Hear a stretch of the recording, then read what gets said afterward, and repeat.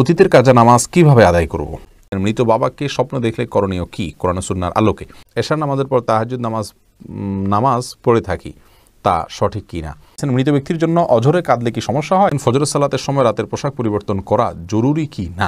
নামাজ পড়ার সময় অন্য কিছু মনে পড়ে যায়, কিভাবে মন দিয়ে নামাজ পড়ব, কি করা যায়?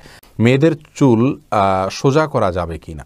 যে কোনো জায়গায় কি নখ কাটা যাবে, বাথরুমে কি কাটা যাবে? নিজের উপার্জনের কিছু টাকা স্বামীকে না জানিয়ে বাবা মাকে দেওয়া যাবে? কাজা নামাজ জামাতে আদায় করা যাবে কিনা? পর্দা সহকারে স্বামী স্ত্রীর ছবি একসাথে ফেসবুকে দেওয়ার কোনো নিয়ম আছে কিনা? নামাজের মধ্যে তাশাহুদ পড়ার সময় তর্জনী আঙ্গুল উঁচু করার বিধান কি? অসুস্থতা থেকে মুক্তি লাভের জন্য রোজা মানত করা যাবে কি না?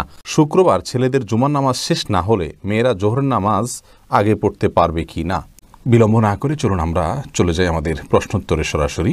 মোহাম্মদ আব্দুর রহমান জানতেছেন, মৃত ব্যক্তির জন্য অঝরে কাঁদলে কি সমস্যা হয়? কাঁদতে পারেন, তবে চিৎকার করা, জামা কাপড় ছেঁড়া, হাত চাপড়ানো এটা উচিত নয়, এবং খুব বেশি চিৎকার করে কান্নাকারি করা উচিত নয়। একটু উচ্চস্বরে আওয়াজ হতে পারে, তবে যতটা নিজেকে কন্ট্রোল করা যায় ততটা ভালো। কাঁদতে তো অবশ্যই পারেন। রাসূল আকরাম সাল্লাল্লাহু আলাইহি ওয়াসাল্লাম তার ছেলের মৃত্যুতে কেঁদেছেন। ইতি সুলতানা আইডি থেকে জানতে চেয়েছেন, নামাজ পড়ার সময় অন্য কিছু মনে পড়ে যায়, কিভাবে মন দিয়ে নামাজ পড়বো, কি করা যায়? দেখুন, অন্যদিকে মনে চলে যাওয়া বা মনে অন্য কিছু চলে আসা, এটা কিন্তু দোষণীয় নয়। রাসূল আকরাম সাল্লাল্লাহু আলাইহি ওয়াসাল্লামের নামাজের মধ্যেও অন্যদিকে মন গিয়েছে। একবার বাচ্চার কান্না হওয়া শুনে তিনি সালাতকে সংক্ষিপ্ত করে দিয়েছেন। বোঝা গেল অন্যদিকে মন যাওয়াটা দোষণীয় নয়, তবে ইচ্ছাকৃতভাবে অন্য চিন্তা, অন্য ভাবনা, অন্য কল্পনার মধ্যে ডুবে থাকা, এটা হলো দোষণীয়। আমাদের উচিত হবে সালাতের মধ্যে অন্যদিকে মনোযোগ গেছে, যখন আমার মনে পড়েছে যে আমি তো ভুল কাজ করছি, সাথে সাথে আমি সালাতে আবার ফিরিয়ে আনবো। বাস এই কসরত করলে আপনি আল্লাহর কাছে গ্রহণযোগ্য সালাত আদায়কারী হিসেবে বিবেচিত হবেন ইনশাআল্লাহ। নাসিমা আক্তার জানতে চেয়েছেন, ফজরের সালাতের সময় রাতের পোশাক পরিবর্তন করা জরুরি কি না? না, এটা জরুরি না, তবে সালাতের জন্য সুন্দর এবং উত্তম পোশাক পরা উচিত, যেটা পরে আপনি সম্মানজনক কোনো সম্মানীয় কোনো জায়গায় যান। যে পোশাক আপনি একান্ত বেডের জন্য ইউজ করেন, সেটা পরে আল্লাহর সামনে দাঁড়ানো উচিত নয়। আল্লাহ তাআলা কোরআনে বলেছেন, ইয়া আইয়ুহাল্লাযীনা আমানু খুযু যিনাতাকুম ইনদা কুল্লি মাসজিদ। হে ঈমানদাররা, তোমরা প্রত্যেক সালাতের সময় সৌন্দর্যকে গ্রহণ করো, অর্থাৎ সৌন্দর্য অবলম্বন করো, সাজগোজ করো। অতএব সেই সাজগোজ আমাদেরকে করতে হবে। সাজগোজ বলতে সুন্দর পোশাক পরিধান করতে হবে। রাতের পোশাক পরে সালাত আদায় করলে সালাত হয়ে যাবে, হবে না এমন কোনো কথা নেই, কিন্তু সালাতের জন্য সুন্দর এবং মার্জিত পোশাক পরা হলো উচিত। মাহের নিসা আপনি জানতে চেয়েছেন, মেয়েদের চুল সোজা করা যাবে কি না? যদি ফাসিক বা পাপিষ্ট কোনো নায়িকা, গায়িকা, এ ধরনের কোনো বাজে, যাদের মধ্যে আল্লাহর ভয় নেই, তাদের স্টাইল ধারণ করার জন্য করেন, তাহলে সেটা জায়েজ নেই। আর এমনিতে সৌন্দর্যের জন্য যদি আপনি সোজা করেন হালকা পাতলা, তাহলে কোনো অসুবিধা নেই। পর্দার বিধান যদি তাতে লঙ্ঘন না হয়, সোজা যদি হয়, তাহলে সেক্ষেত্রে যদি খাড়া খাড়া হয়, সে চুল নিয়ে আপনি বাহিরে গেলে পর্দার করতে অসুবিধা হয়, আপনার চুলের উপরে কুজের মতো, পিঠের কুজের মতো উঁচা করে খোপা পাদা, এটা হাদিসে নিষেধ রয়েছে। এগুলো সব নিজের সৌন্দর্যকে প্রদর্শনের যে মানসিকতা বাহিরে, সেটা থেকে নিষেধাজ্ঞা রয়েছে। অতএব সেরকম কিছু যদি না হয় তাহলে অসুবিধা নেই। সানাউল্লাহ সানা আপনি জানতে চেয়েছেন, যে কোনো জায়গায় কি নখ কাটা যাবে, বাথরুমে কি কাটা যাবে? যে কোনো জায়গায় নখ কাটা যাবে কি না, শরীরের একটা অংশ নখ, অতএব বাথরুমে নখ কেটে ফেলে দেয়া এটা উচিত নয়। এটা এক প্রকার আপনার নখের বা নিজের আল্লাহ সৃষ্টি, নিজের শরীরের প্রতি এক প্রকার অসম্মান প্রদর্শন করা, যার কারণে এটা অনুচিত।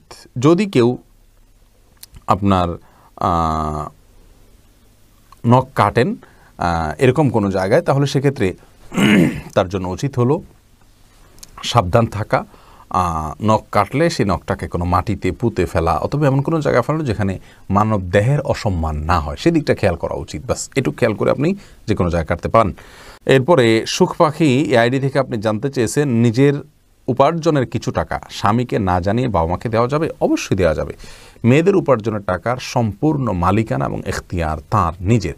তারা সেই টাকা চাইলে স্বামীকে দিতে পারেন, চাইলে বাবা মাকে দিতে পারেন, চাইলে কোনো কিছু তারা কিনতে পারেন নিজের প্রয়োজনে। তারা সব স্বামীকে দিতে বাধ্য হয় এমন কোনো কথা নেই, মালিকানা তার। অতীতের কাজা নামাজ কিভাবে আদায় করব? সোহাগ আপনি অ্যাডি থেকে জানতে চান, অতীতের কাজা নামাজ কিভাবে আদায় করব? আপনি চেষ্টা করবেন একক করে পড়ার, এবং যেটা আগের সেটা আগে, পরেরটা পরে, এরকম করার চেষ্টা করবেন। একাধিক ওয়াক্ত গেলে নিয়ত করবেন যে প্রথম যে ওয়াক্ত বাকি আছে প্রত্যেক নামাজে প্রথমটা নিয়ত করবেন, কারণ কথার কথা আপনার 10 ওয়াক্ত জোহর গেছে কাজা, তাহলে আপনি প্রথম জোহর যেটা আমার কাজা রয়েছে এরকম নিয়াত করবেন, এরপরেরটাকেও প্রথম নিয়াত করবেন। কারণ হলো একটা যখন পড়ে ফেললেন তাহলে পরবর্তীটা প্রথম হয়ে গেল। এভাবে প্রত্যেকটাকে আপনি প্রথম নামাজ এই নিয়ত রেখে সালাত আদায় করবেন। সোহাগ আপনি অ্যাডি থেকে জানতে চান অতীতের কাজা নামাজ কিভাবে আদায় করব। আপনি চেষ্টা করবেন এক ওয়াক্ত করে পড়ার, এবং যেটা আগের সেটা আগে, পরেরটা পরে, এরকম করার চেষ্টা করবেন। একাধিক ওয়াক্ত গেলে নিয়ত করবেন যে প্রথম যে ওয়াক্ত বাকি আছে প্রত্যেক নামাজে প্রথমটা নিয়ত করবেন। কারণ কথার কথা আপনার 10 ওয়াক্ত জোহর গেছে কাজা, তাহলে আপনি প্রথম জোহর যেটা আমার কাজা রয়েছে এরকম নিয়ত করবেন, এরপরেরটাকেও প্রথম নিয়ত করবেন। কারণ হলো একটা যখন পড়ে ফেললেন তাহলে পরবর্তীটা প্রথম হয়ে গেল। এভাবে প্রত্যেকটাকে আপনি প্রথম নামাজ এই নিয়ত রেখে সালাত আদায় করবেন। এরপরে সাইদুল ইসলাম ইমরান আপনি জানতে চেয়েছেন পর্দা সহকারে স্বামী স্ত্রীর ছবি একসাথে ফেসবুকে দেওয়ার কোনো নিয়ম আছে কিনা। দেখুন, মা বোনদের ছবি বোরকা যদি আবৃত থাকে এবং সম্পূর্ণ পর্দা বোঝা যায়, শরীরের কোনো অংশ বোঝা না যায়, তাহলে সেক্ষেত্রে এটা ফেসবুকে দিলে গুনাহ হবে না। বাকি এই ধরনের প্রবণতা খুব বেশি ভালো নয়, যে পরিকল্পনা করে স্ত্রীর ছবি দেওয়া। সেখান থেকে যাদের অন্তররোগ রয়েছে তারা বাজে চিন্তা করার সুযোগ তারা পাবে। তাহের খান আপনি আইডি থেকে জানতে চেয়েছেন আমি প্রবাসী, এশার নামাজের পর তাহাজ্জুদ নামাজ পড়ে থাকি, তা সঠিক কি না। এশার নামাজের পর তাহাজ্জুদ পড়া যায়, আমরা অনেকেই জানি না।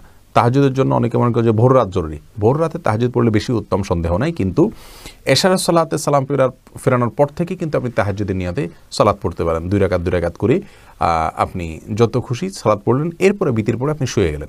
এটাও ইনশাআল্লাহ কিয়ামুল লাইল বা রাত জেগে যে সালাত আদায় করা তার সওয়াব আপনাকে এনে দিবে। যদিও মূল তাহাজ্জুদ হুজুদ শব্দের অর্থই হলো ঘুম থেকে উঠে সালাত আদায় করা। অতএব আপনার তাহাজ্জুদ এটা হবে ঘুম থেকে উঠে সালাত আদায় করলে, সেটা হলো প্রকৃত তাহাজ্জুদ এবং তাহাজ্জুদের মূল ফরম্যাট। কিন্তু এশার সালাতের পরে তাহাজ্জুদ নিয়ে সালাত আদায় করেন, সেটা তার কারণে আপনি কিয়ামুল লাইলের সওয়াব পাবেন ইনশাআল্লাহ বিইذনিল্লাহ। নাইমা হচ্ছে কানামা ভালো, অন্তত এটা চালু রাখা উচিত। আপনি মাইনুদ্দিন মান্না আপনি জানতে চেয়েছেন মৃত বাবাকে স্বপ্ন দেখলে করণীয় কি কোরআন ও সুন্নাহর আলোকে। বিশেষ কোনো করণীয় নেই। আপনি তাকে দেখেছেন, আপনার তার প্রতি ভালো লাগা ভালোবাসা কাজ করছে, তার জন্য আপনি এই জন্য বিশেষ করে আল্লাহর কাছে দোয়া করুন, আল্লাহর কাছে চান, তার পক্ষ থেকে দান সাদকা করুন। বাস, নির্দিষ্ট করে কোনো কিছু করতে হবে এমন কোনো বাধ্যবাধকতা নেই। শেখ সোহানুর রহমান জানতে চেয়েছেন নামাজের মধ্যে তাশাহুদ পড়ার সময় তর্জনী আঙ্গুল উঁচু করার বিধান কি। এটা সুন্নাত, কেউ না করলে অসুবিধা নেই, নামাজ হয়ে যাবে, কিন্তু সুন্নাত বা মুস্তাহাব।